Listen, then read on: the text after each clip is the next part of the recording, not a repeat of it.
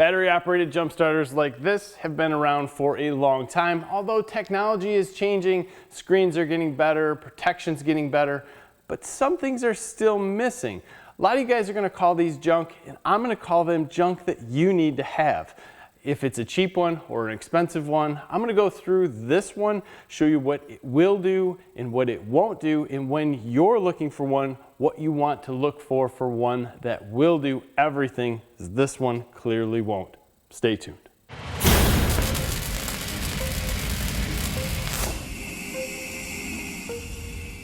First and foremost, you're going to be buying one of these small battery packs to jump your car or put it on a trailer or an RV, something that might need some power. And what you need is something that's going to last for some time, possibly give you something like an LED light like this one has. I guess I have to turn it on first, but then the light will come on. It also has different modes, which is going to be an SOS mode, something to help you out, something to stop traffic if you have an issue. So it does, and most others do, something very similar. Now this unit has a USB-C output in the back along with a USB-A, which is very nice to have. So you could power any of your USB-C operated stuff. And beyond that, it comes with two cords. This one is USB-C to USB-C. This one is USB-A to USB-C. So if you didn't have the cords, you can do it. So if you didn't have a C to C cord, you can plug in your phone, it'll charge, everything's great. Now on here you have a color screen, which is nice. And it tells you what's happening as far as if you're charging in or out, what's going on. That's nice to see. It also lets you know when you're ready to start. And when we hooked this thing up to our tractor, we had no issue really getting things going. Now that tractor is fairly finicky, and especially if you're dealing with stuff with one hand and trying to video it, it was more interesting just to see if it could get that thing going, which it hasn't been started since last fall. And with that said, battery was fairly dead, I would say in the 6 to 8 volt area, which wasn't completely dead, but as soon as we plugged this in, we had our fluke meter there that showed us we were at 12 volts.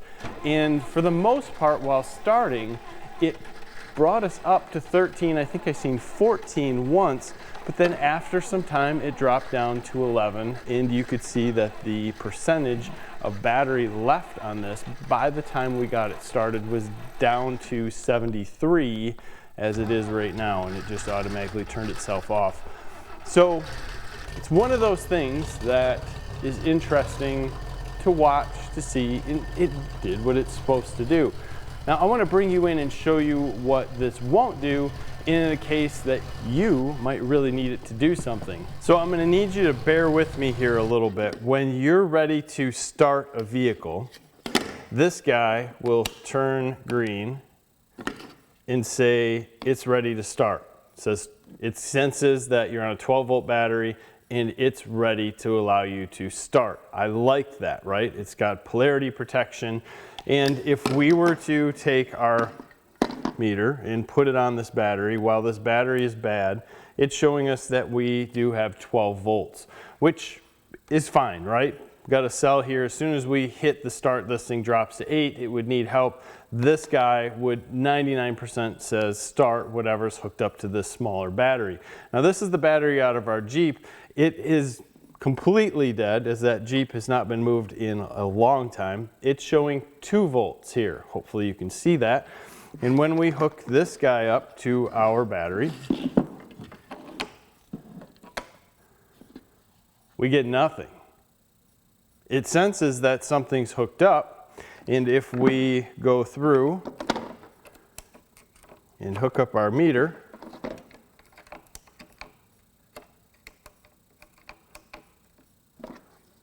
we still show 2 volts. So if we push and hold the start button, it turns off. If we push and hold the start button again, like it says, for 2 seconds, it turns on. Still nothing, won't send power. So if you have a battery that is completely dead like this guy, or down to 2 volts, and you want to start your car and it's cold, you need this guy, or you need to run a trailer that has some jacks or anything, your batteries are dead, we are sending 0 power to this battery, and as far as I can tell from doing everything on here, there's no way to get this guy to start. Now the instructions with this were less than spectacular, to say the least, but you would have to have some other power source come over here to shock this battery into saying, hey, it's got some power, so this guy will turn on. Where there's normally overrides on many of these, we would normally just go to our Jeep, no batteries in it, hook this up, push the override, start the Jeep. This guy won't do that. And I think that's important to have when you're looking at a portable jump starter. While I think it's important to have something that you can override and send 12 volts to whatever you need at some point, some of you guys are going to be like, well, look, I drive my car, my truck, whatever it is on a daily basis. 99% chance says I'm never going to get a battery like this, and if I do, so be it. So if you wanted to take this and use it in your jet skis or in your boat or whatever you're going to get that might have just a low battery but never a dead battery, then this will work. I still think at some point you might want to have something as a backup that you can fully override and send some juice to. Either way, this guy is 74 watt hours. It's rated at 2000 amps. As we look at the size of the wire that comes out, there is zero possibility of 2000 amps going through here for a long period of time.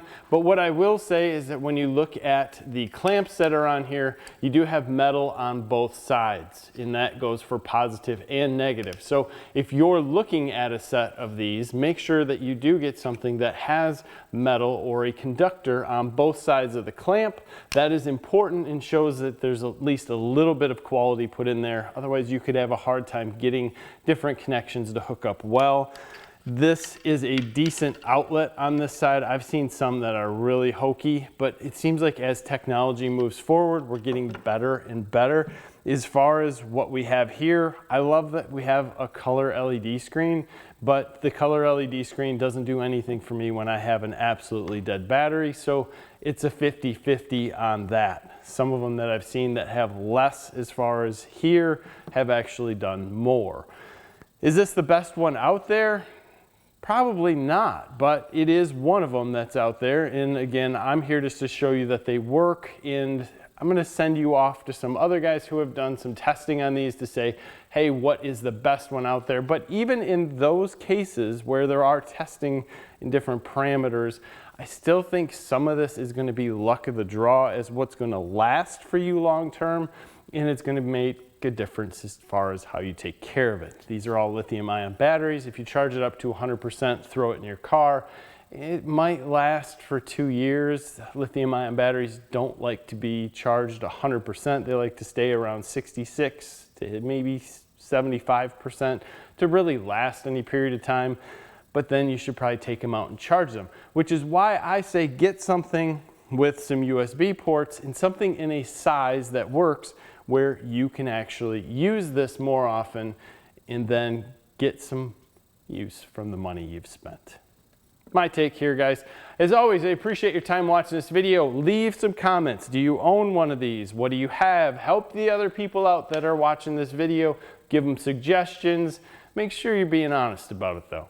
Thanks for your time. Have a great day.